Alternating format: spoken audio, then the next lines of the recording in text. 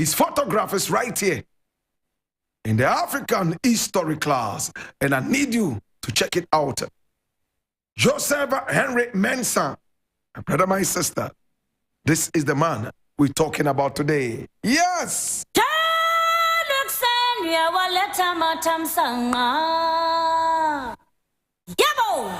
Many people have joined us right here in the African history class. Scorpion, I see you, and I see you. Hudu Sua, thank you so much for joining us right here in the African history class. I also see you. Oh my God, Sammy B, thank you so much, Sammy B, for joining us right here in the African history class. You're such a wonderful man. Many more people have joined us in the African history class. I see you, Last Kobe, Trotro driver inside Awushi. Next time you make sure you don't come late. We don't encourage lateness in the African history class. Make sure you come early. I see you, Precious. Thank you so much for joining us.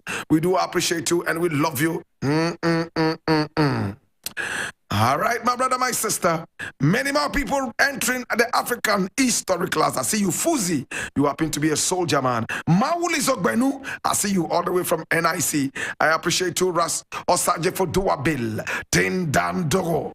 Gomadoro. Yinzorbel. Right here in the class.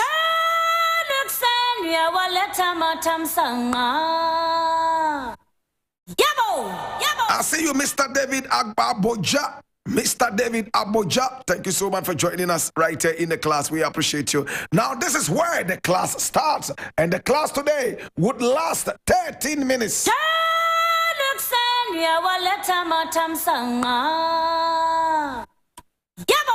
This is the African history class, and today we're talking about Joseph Henry Mensah.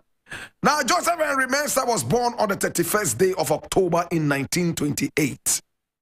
In fact, about how many years after Kwame Nkrumah was born? About 19 years after Nkrumah was born. And he was a great man. Now, let us go deeper into the history of this wonderful man. His life is about to throw you and make you go crazy.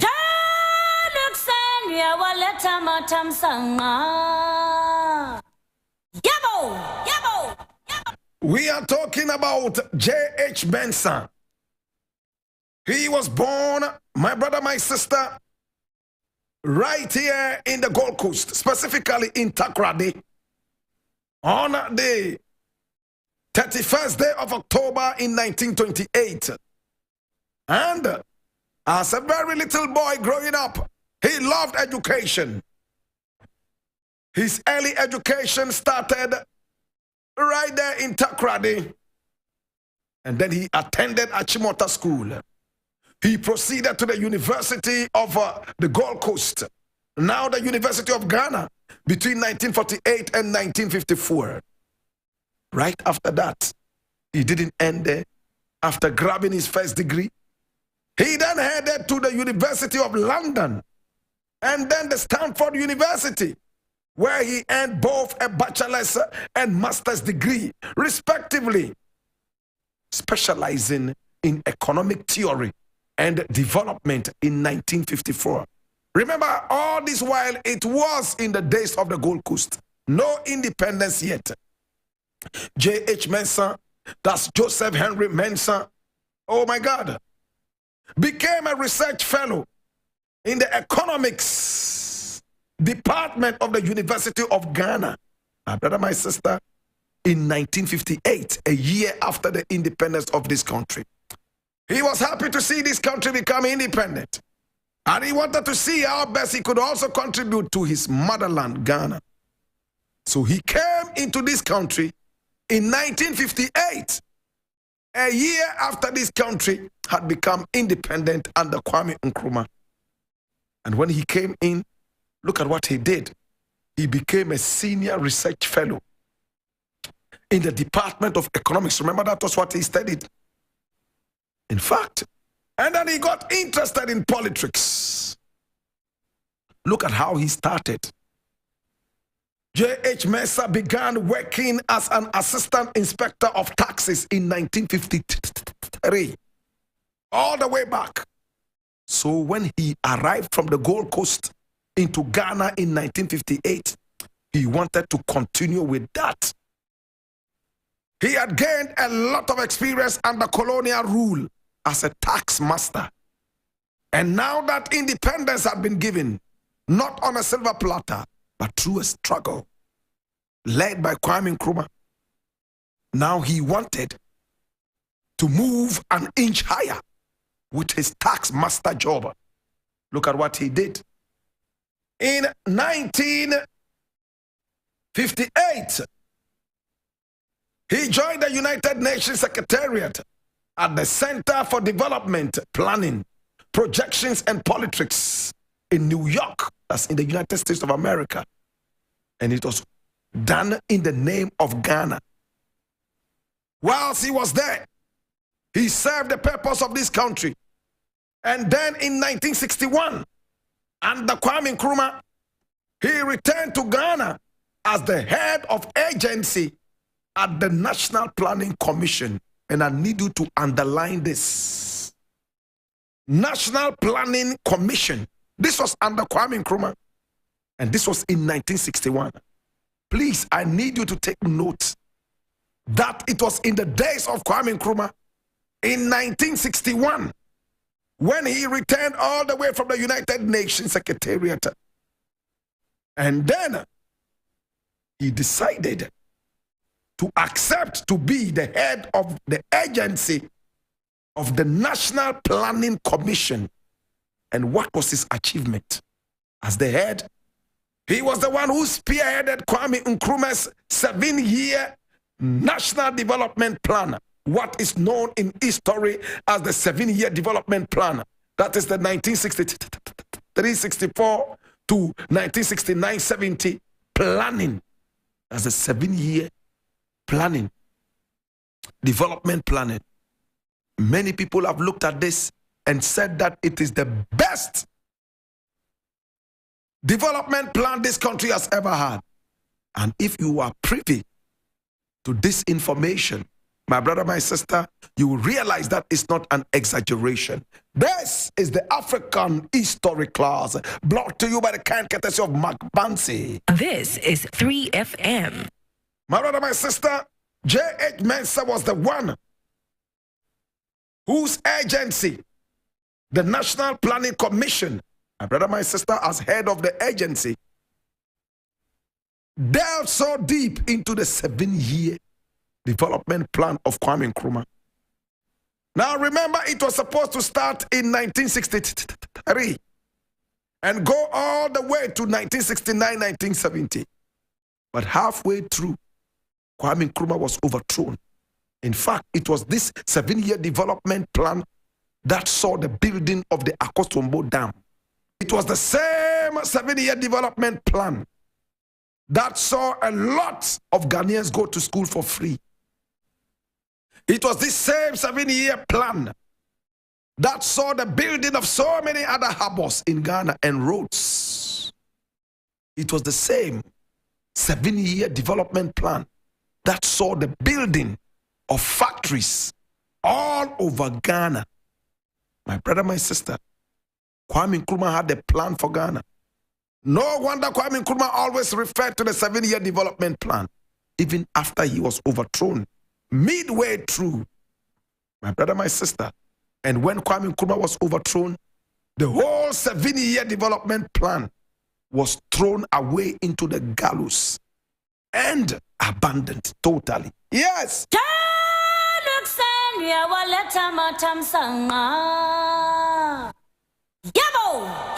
J.H. Mensah was so disappointed that he could not follow up with the 7-year development plan that he had helped to draw, that his agency had supervised.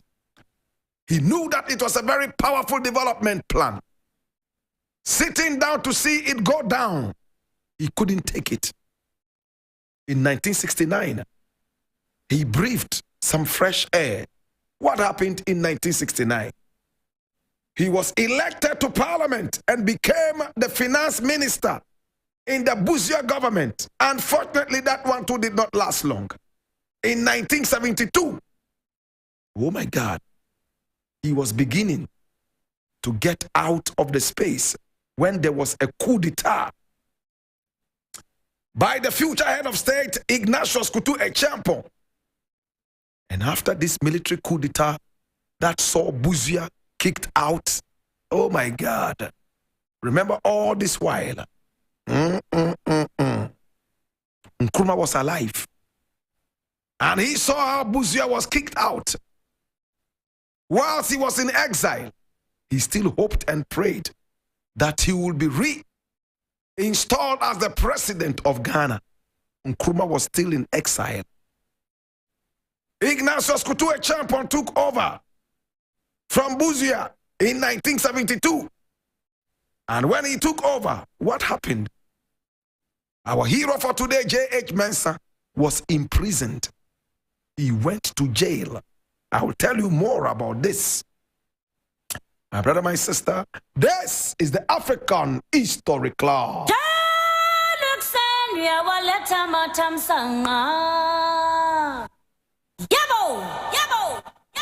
Political upheaval.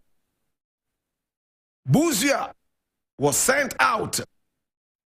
And when Busia was out, see what happened. Our hero was not imprisoned immediately.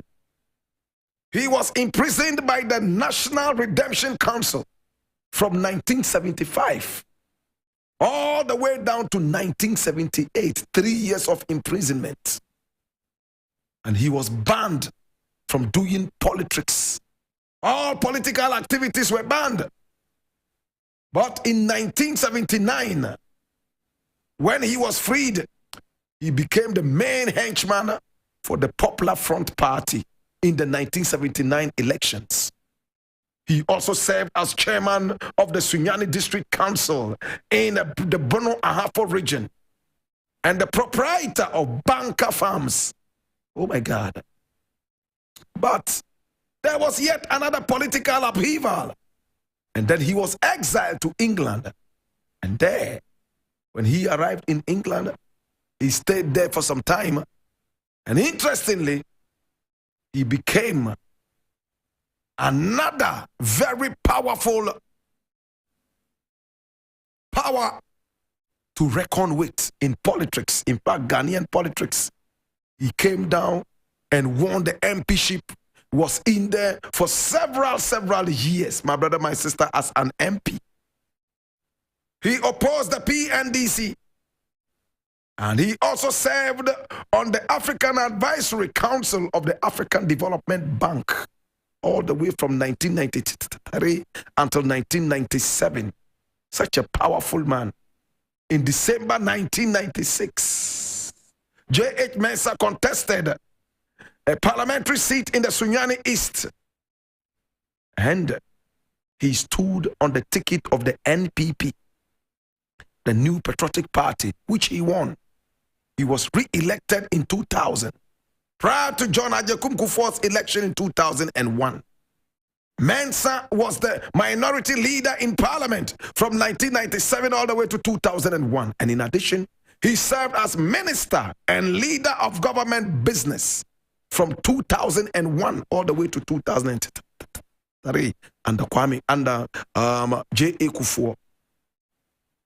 He also became Minister for Public Sector Reform and National Institutional Renewal Program from 2003 all the way to 2005, as well as Senior Minister from 2005 to 2006.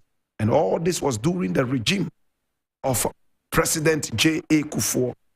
Today, my brother, my sister, I have the honor to talk about one of the sons of the land who became so studious, studied economics to the helm, came down with his experience to help the government of Kwame Nkrumah, to also help other governments, better still, to help the cause of Ghana. He was a man who ran away from all kinds of controversy. He was a man who loved to stay low-key and work from the periphery, better still, from the background. Today we remember this man. He was one of the casualties of the numerous Ghanaian coup d'etats that we had. In fact, permit me now to shock you with this information.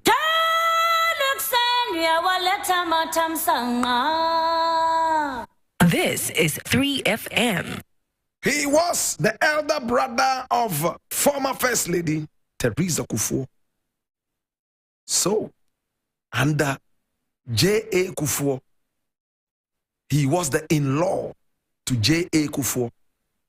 And it was during the reign of President Kufuor, he rose to the highest points of Ghanaian politics.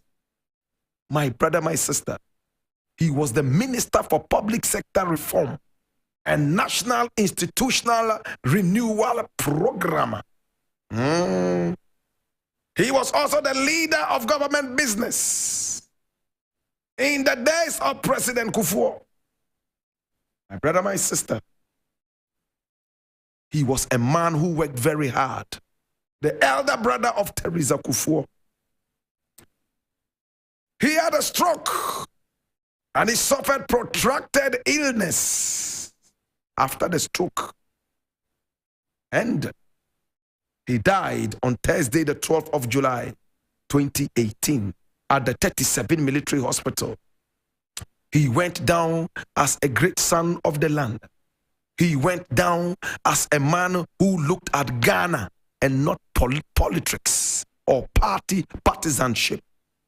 He went down as a man who brought to bear his several years of political experience. He was given a state burial by the government of Ghana on Friday, the 17th of August in 2018 at the Accra International Conference Center, and was buried at the new cemetery, the military cemetery at Bema Camp. Today when you go there, his grave is there with the epitaph. On the tombstone, you will read his name. Joseph Henry Mensah, J.H. Mensah, the son of the land, who was born on the 21st day of October. And he breathed his last, my brother, my sister, on the 12th day of July, 2018. Today we remember you, Papa.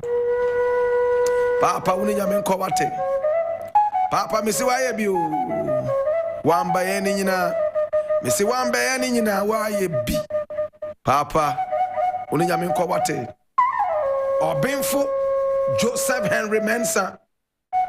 Misi waye biu, Papa. Ay, wamba yeni nyina. Misi wabe yebio na wamba yeni nyina. He died at the ripe age of 89. May his body, mind, and soul rest in perfect peace as we remember him. In fact, he was the one who supervised the drawing of Kwame Nkrumah's 7-year development plan. The best we ever had in this country. Oh, Papa. Papa, Missouri Yaminko. Papa, Damriferio. Yeah, Papa. Papa, Baba, yo. Papa, Yaminko. Oh, Papa. Yaminko. Damriferio. Damriferio.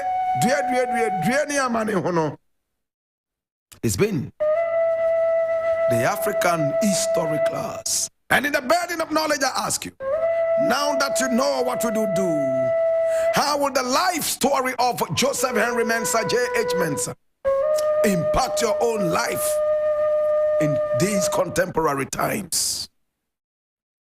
Now that you know what we do, BNN olea mini obafe yenzunda kagane mezaka yini ye pabango bukaya nang fifia ye nyanu kai na wo bana ehu ebeden lele ya jima singa be kunne lele ya jima singa beri. Oh, Papa, mesi une nyaminko wate. Papa, mesi une nyaminko. Oh, Papa, remember, Papa, Mr. Damir Fabio, Papa, what are you mean, call? To worry, up.